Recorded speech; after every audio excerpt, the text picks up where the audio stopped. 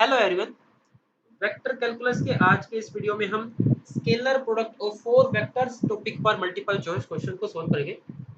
Video के and में आपसे एक क्वेश्चन पूछा जाएगा, उस क्वेश्चन के सॉल्यूशन के बारे में आप खुद से सोच सकते हैं। तो फर्स्ट मल्टीपल चॉइस क्वेश्चन की स्टेटमेंट है, for any vectors A B C and D, cross product of A B dot cross product of C D which is equal to this determinant, this identity is known as.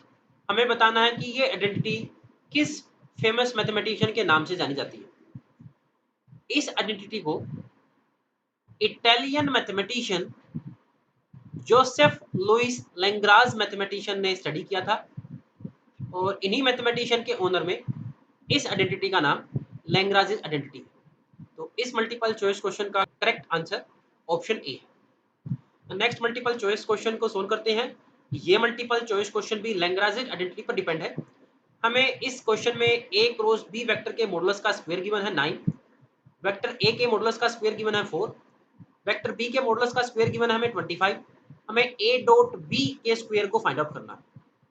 तो जैसा कि हम देख सकते हैं, अगर इसी आइडेंटिटी में हम सी वेक्टर की जगह ए वेक्टर को पुट करें और डी वेक्टर की जगह अगर हम बी वेक्टर को पुट करें तो हम देख सकते हैं ये आइडेंटिटी इक्वल होगी ए वेक्टर की ए वेक्टर के साथ डॉट प्रोडक्ट, बी वेक्टर की ए वेक्टर के साथ डॉट प्रोडक्ट, ए वेक्टर की बी वेक्टर के साथ डॉट प्रोडक्ट और बी वेक्टर की बी वेक्टर के साथ डॉट प्रोडक्ट। अगर आप इस स्टेटमेंट को ओपन करते हो तो हमें ऑब्टेन होगा ए वेक्टर के मॉडुलस का स्क्वायर इंटू बी वेक्टर के मॉडुलस का स्क्वायर माइनस ए वेक्टर की बी वेक्टर के साथ डॉट प्रोडक्ट का स्क्वायर।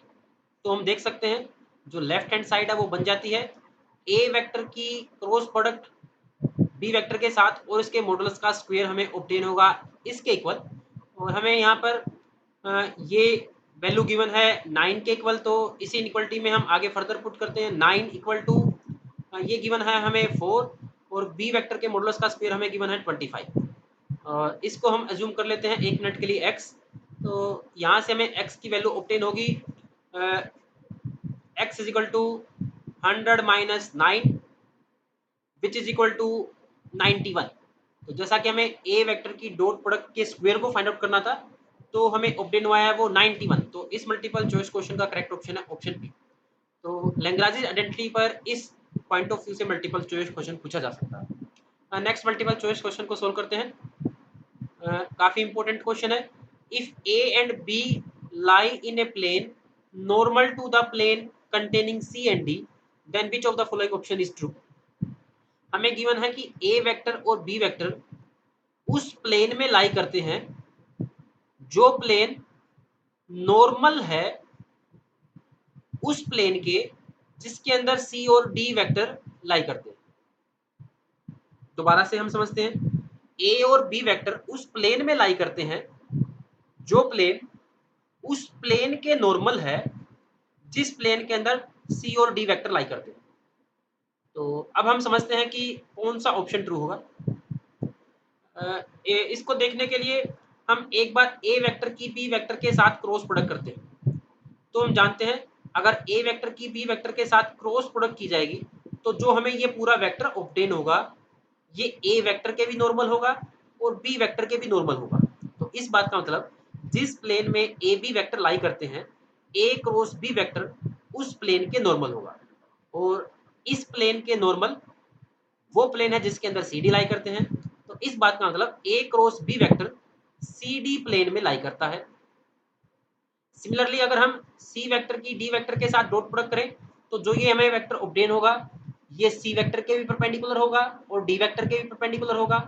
लेकिन जिस प्लेन में सी और डी वेक्टर लाई करते हैं वो प्लेन तो इस प्लेन के नॉर्मल है जिसमें ए और बी वेक्टर लाई करते हैं। तो इस बात का मतलब सी वेक्टर की डी वेक्टर के साथ क्रॉस प्रोडक्ट करोगे तो ये वेक्टर ए बी प्लेन के अंदर लाई करेगा। तो हम देख सकते हैं A cross B vector C D plane में है, C cross D vector A B plane में है और ये दोनों प्लेन आपस में नॉर्मल हैं। तो अगर आप इन दोनों वेक्टर्स की डॉट प्रोडक्ट फाइंड आउट करोगे ए वेक्टर की बी वेक्टर के साथ cross product dot C vector की डी वेक्टर के साथ डॉट प्रोडक्ट, ये दोनों वेक्टर आपस में परपेंडिकुलर हैं तो ये डॉट प्रोडक्ट हमें जीरो ऑब्टेन होगी। तो इसी वजह से इस मल्टीपल चॉइस क्वेश्चन का जो करेक्ट ऑप्शन है वो है ऑप्शन बी। तो इस तरीके से हमें स्केलर प्रोडक्ट ऑफ 4 वेक्टर्स पर इस पॉइंट ऑफ व्यू से मल्टीपल चॉइस क्वेश्चन पूछा जा सकता है। और आज की वीडियो का जो क्वेश्चन आप सभी के लिए है, इसके बारे में आप खुद से सोच सकते हैं। जैसा कि हमने समझा लैग्रांज आइडेंटिटी की हेल्प से कि ये स्केलर प्रोडक्ट इस तरीके से ओपन होती है।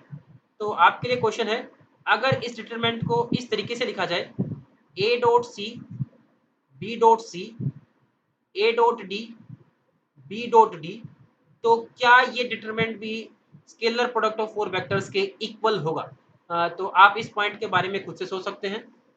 उम्मीद है आज के वीडियो में जो हमने स्केलर प्रोडक्ट ऑफ 4 वेक्टर्स पर मल्टीपल चॉइस क्वेश्चन सोल्व किए, वो सारे के सारे सॉल्यूशन आप सभी को क्लियर हुए होंगे। Thank you.